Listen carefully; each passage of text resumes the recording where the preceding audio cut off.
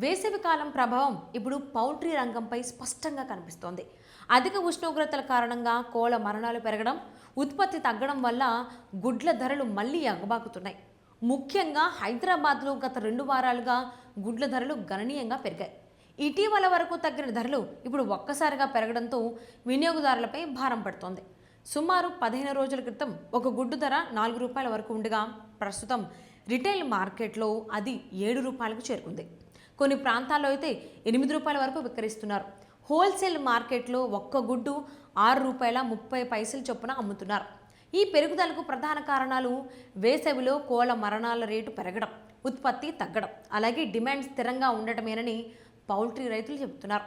Poultry యజమానుల ప్రకారం వేసవిలో కోళ్ల ఆరోగ్యం దెబ్బతినడం వల్ల ఉత్పాదకత తగ్గిపోతుంది.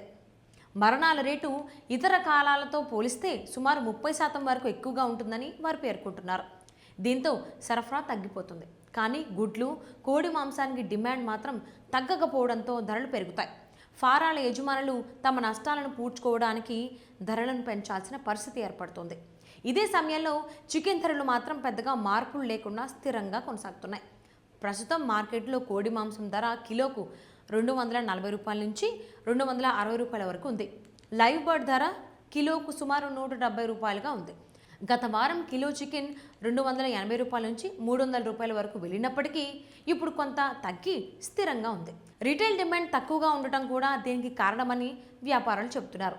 స్థానిక చికెన్ వ్యాపార అభిప్రాయం ప్రకారం వేసవిలో చాలామంది ఆరోగ్య కారణాల వల్ల చికెన్ వినియోగాన్ని తగ్గిస్తారు. దీంతో రిటైల్ మార్కెట్లో డిమాండ్ తగ్గుతుంది.